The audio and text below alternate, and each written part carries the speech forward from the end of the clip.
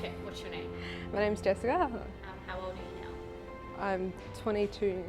How old were you when you first experienced homelessness? I would have been 19. For me, it was very confronting at first, realising that I was at risk of homelessness and not knowing where to go.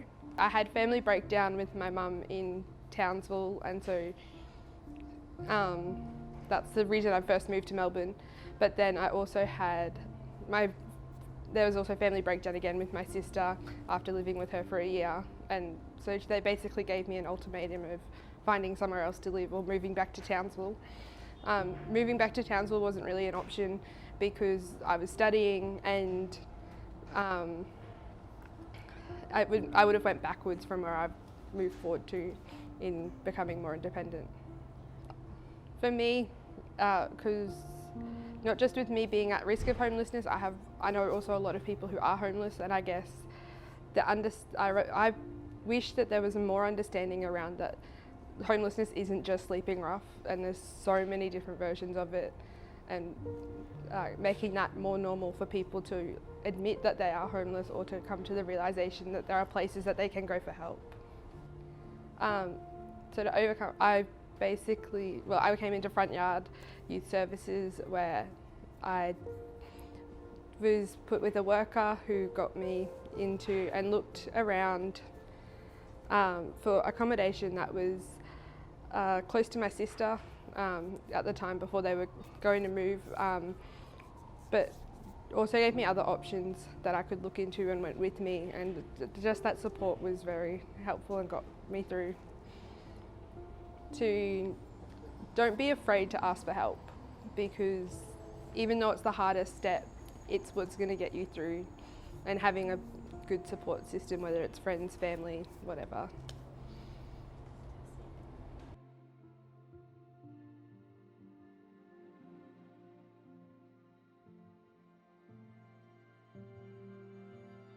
What's your name? Hi, I'm Ethan Jordan. I've been experiencing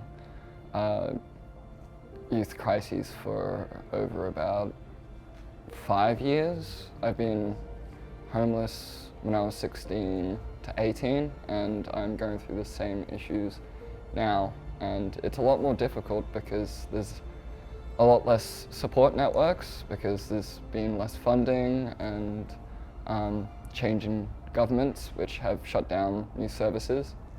I originally left home because of domestic violence and a lot of verbal abuse, because my parents have mental illnesses that they don't wish to address. So a lot of the experiences that I've had is just couch surfing, and there you have friendship breakdowns because you're staying at people's places and you know you're a guest and you're sort of running on borrowed time, and it feels awful to always be asking for help, to be moving around Melbourne constantly. Like, you're tired all the time, you're hungry because you have no access to food, you stink.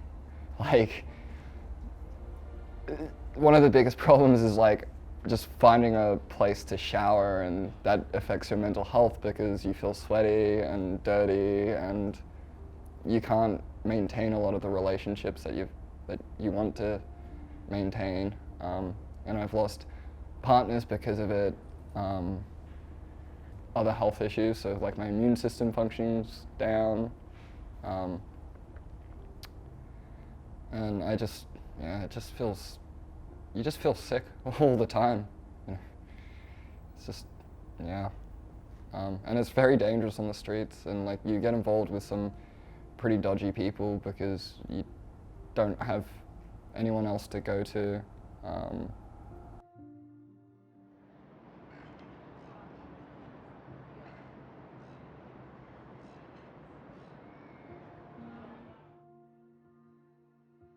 I'm Zoe, How old are you? 24, How old were you when you first experienced homelessness? 22.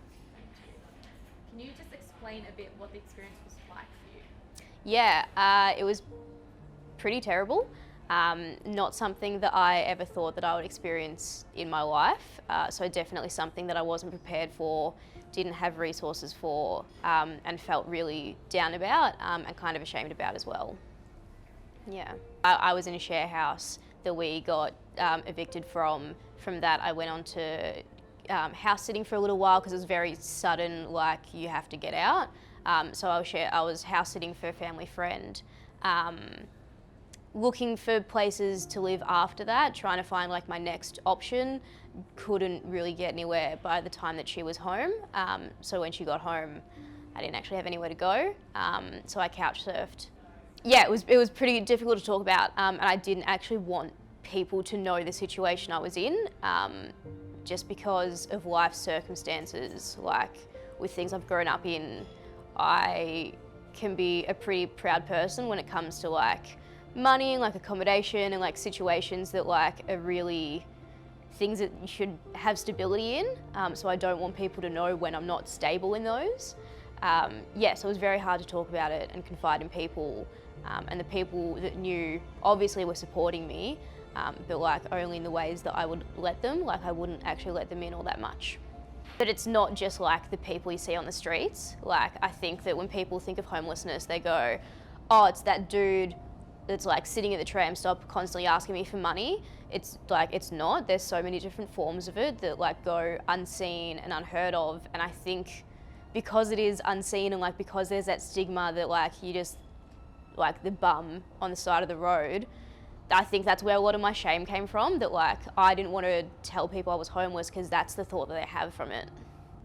I think like personally for me, I didn't know of a lot of resources that I had available to me, and I think like it's getting out there a lot more now, and I think it just really needs to be pushed that like there's so much around us that can help us. And like there's no shame in that either. Like because you don't have somewhere safe to go tonight, like it doesn't mean that you are that stigma, and it doesn't mean that you are like, it doesn't mean that nothing's available to you.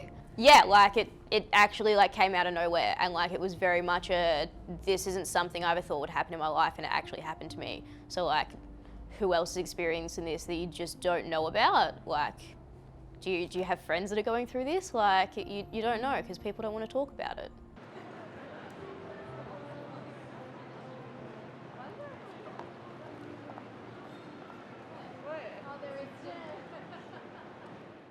I'm Tamika.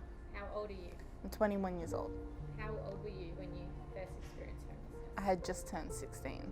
Well, we lost the family house when I was finishing year 10. So we were moving from house to house during year 11 and 12 of my VCE years. I actually didn't know it was actually happening until one day I was given a box and they went, pack up your room, because yeah, the bank took the house back and all that kind of stuff. I didn't quite understand what was happening. My mum and stepfather were divorcing, so we were splitting up as a family. I had two younger sisters still in primary school. One was in high school, but I had to look after them and make sure they were all right while my mum focused on finding us a house and focused on the bills and focused on keeping us afloat. Things didn't get really bad until we moved into the current house that I'm in at the moment when I was 19 years old, and we got a bunch of damages to the house and all that kind of stuff. Had a year-long VCAT battle that the real estate agent decided to try and get us out over rent arrears that we had problems with carers payments and stuff like that. Definitely in the VCAT battle, the tenants union and VCAT, like legal aid, definitely helped. Even though my mother is legally trained, it's hard to write your own court case because you're personally involved. So if you can get a third party's help, it's actually much more easier to present your case. My name's Queenie Willett. How old are you? I'm 22 years old. How old were you when you first experienced 18. Yeah, a lot of the older homeless people are homophobic and transphobic, and they don't really respect me. Like, they call me Queenie, but that's about it. They never really called me a she or auntie or whatever, so it was kind of hurtful. So, as a trans woman, like, what is your experience when you were sleeping on the streets? I pretty much made sure I looked like a man, not shaving my beard, wearing men's clothing, just trying to not look so out there and wild. I've done couch surfing, I've exchanged sex for accommodation, I've slept in a church, I've slept in squats, I've slept at the street, on the streets, I've slept at the Salvos on Burke Street as well. That not all of us have the opportunity or the choice to go back to our families. It's the worst horror movie, because you don't know who's on drugs, you don't know who's going to stab you, you don't know who's going to betray you or leave you there. Don't be afraid to speak up. Don't be afraid to ask for help, because that's all, realistically, that's all you can do, and that's the only thing that will help change your situation.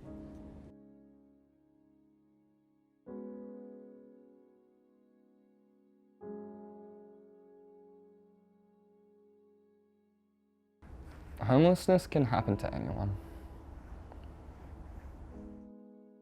It can happen to anyone.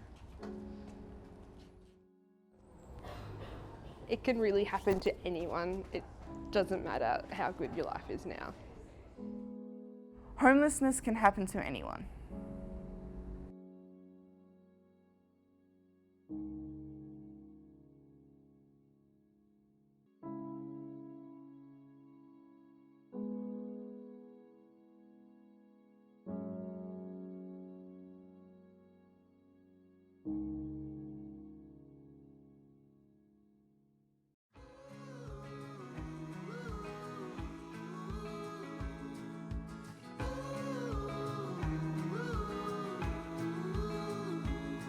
I've been deep down stuck in the gutter.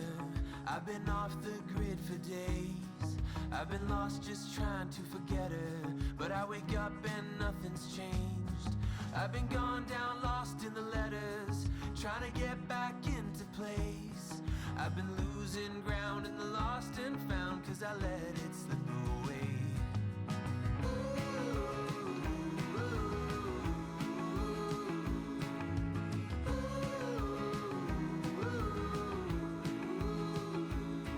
Can't remember what I thought I wanted. Now it all has gone to waste, and this freedom just left